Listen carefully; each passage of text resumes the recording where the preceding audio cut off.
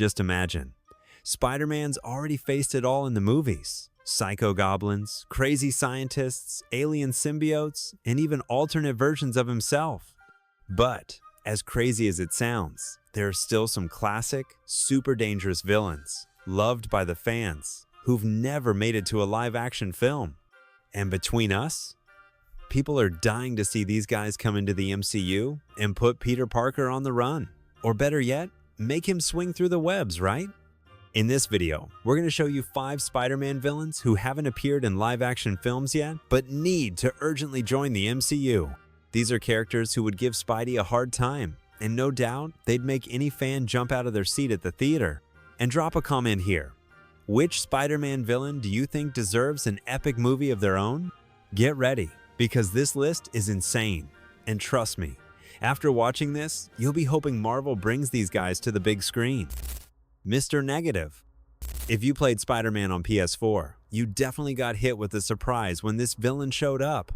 And if you've never played, get ready to meet one of the most stylish, dangerous, and, believe it or not, still missing in the movies. Martin Lee, the face behind Mr. Negative, is that classic two-faced villain. On one side, he's a respected philanthropist, owner of the Feast Shelter, which is actually part of the MCU and was mentioned in No Way Home. Feast is a community project where Aunt May works, helping people in tough situations. But behind that good guy facade, Martin Lee hides a dark side. Literally, he's the leader of the Inner Demons, a criminal organization that spreads terror through the streets of New York. His powers come from this energy called negative energy, which lets him corrupt people, weapons, and even objects. Plus, he can fire devastating blasts and create weapons made of pure dark energy. And it doesn't stop there. Anyone he touches can be corrupted, completely submitting to his will. It's insane. Now imagine that in the MCU. A villain who's not just some big brute or tech guy, but someone who messes with Peter's mind, turning friends and allies against him. It would be a tense, dark movie with tons of visual potential. Those fights with black and white effects in the middle of the city would be absolutely chilling. Chameleon. If there's one villain who could turn any Spider-Man movie into a real spy thriller, it's this guy, Chameleon. And trust me, it's no small deal. We're talking about the very first Spider-Man villain, from his debut in Amazing Fantasy number 15, back in 1962. His real name is Dmitry Smerdyakov, a master of disguise who can take on any identity with freakish perfection. In the comics, he started as a Russian spy, but over time, he became one of the biggest infiltrators in the underworld, using advanced tech, masks, holograms, and even genetic modifications to turn into anyone. Now, think about the damage he could do in the MCU. Imagine a movie where Peter doesn't know who to trust, because anyone could be Chameleon in disguise. A friend? An enemy? A cop? An Avenger? No one would be safe. It'd be that kind of story that keeps people on the edge of their seats, full of plot twists, betrayals, and mind-blowing reveals. And here's the kicker. Chameleon is the half-brother of Kraven, the Hunter. Can you imagine the two of them teaming up in the MCU? That'd be absolutely insane. And I want to know, who do you think he should disguise himself as first in the MCU? Drop it in the comments. By the way, if you're liking this video, hit that like button because it helps the channel out a lot and lets us keep bringing awesome content like this. And if you're new here, go ahead and subscribe and turn on the bell, because here's how it goes, my friend. Nerd talk for nerds every week, no fail. Let's grow this community together. And since we're talking about villains from the shadows, get ready, because the next one just solves everything with a punch. Hammerhead. If you're into that whole gang war, mafia, and no-nonsense brawling vibe, then Hammerhead is the perfect villain to shake things up in the MCU. He's one of the most feared mobsters in New York's underworld, and his backstory is, to say the least, interesting. His real name's never been fully revealed in the comics, but what we do know is that after being brutally beaten and left for dead, he was saved by a scientist who implanted an adamantium steel plate in his skull. The result? A guy who literally uses his head as a deadly weapon. His look says it all. Sharp suit, 1930s mafia vibe, and a flat head, pretty much like a metal block. And don't be fooled, he's not just some brute.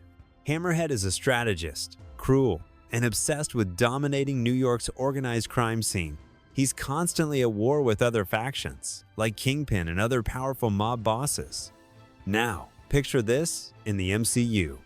Imagine a Spider-Man movie diving deep into the gritty side of New York, with Peter trying to survive in the middle of a gang war while dealing with villains like Hammerhead, Tombstone, Chameleon, and even Kingpin himself. It'd be like a John Wick Marvel version, but with webs and quips in the middle of the shootouts. Scorpion.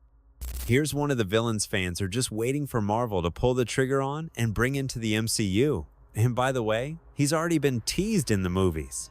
His name is Mac Gargan, a criminal who showed up in Spider-Man: Homecoming as one of Vulture's henchmen. And yeah, he even had a scorpion tattoo on his neck, just to make it clear who he is in the comics. In the comics, Gargan starts as a private detective who takes part in an experiment funded by none other than J. Jonah Jameson, the guy who's always trying to destroy Spider-Man's image. The goal? Create someone capable of hunting down and taking down the web slinger. The problem is, the experiment went really wrong. In addition to gaining insane strength, speed, and superhuman durability, Gargan also developed animal-like instincts, becoming more violent, unstable, and completely obsessed with taking down Spider-Man. And of course, we can't forget the iconic suit. A green armor with a mechanical tail that shoots acid, acts like a whip, and even works as an impact weapon. Scorpion becomes a walking destruction machine. Now imagine this guy in the MCU, after years in prison, hungry for revenge, getting tech upgrades from a villain like the Tinkerer, or maybe even Oscorp if they show up. Peter Parker would have to sweat way more than just swinging from webs to survive this fight. Tombstone. If there's one villain who demands respect just by showing up on screen, it's Tombstone. This guy is basically a walking wall, and honestly, having him in the MCU would make any hero shake in their boots, even our friendly neighborhood Spider-Man. His name is Lonnie Lincoln, a New York mobster who was born with a rare genetic condition that made his skin as pale as stone and his teeth as sharp as a shark's indadle. But it's not just about how he looks. On top of his creepy appearance, he's got superhuman strength, insane durability, nearly impenetrable skin, and he's immune to pain. Tombstone has always been one of those shadowy villains, working in the underworld, deep into things like trafficking, extortion, smuggling, and all the dirty stuff that goes down in the worst parts of New York. He's the type of guy who doesn't need high-tech weapons or elaborate plans. He handles everything with brute force, punches, and pure intimidation. Now imagine that in the MCU, an urban villain down to earth, who would fit perfectly in a darker story, like the Daredevil series, but now bringing Peter Parker right into the middle of the mess. And if you team him up with Hammerhead and Chameleon, my friend, it would be a full-on war in the streets. Hey nerd, tell me, which of these villains are you most excited to see in the MCU? Drop a comment, I really want to know your opinion. And hey, if you like this video, don't leave without checking this one out. 10 facts about Guy Gardner. It's popping up on the end screen. Find out why this Green Lantern is definitely the cockiest, most controversial, and toughest guy in the squad. Click on it, because it's a must-watch.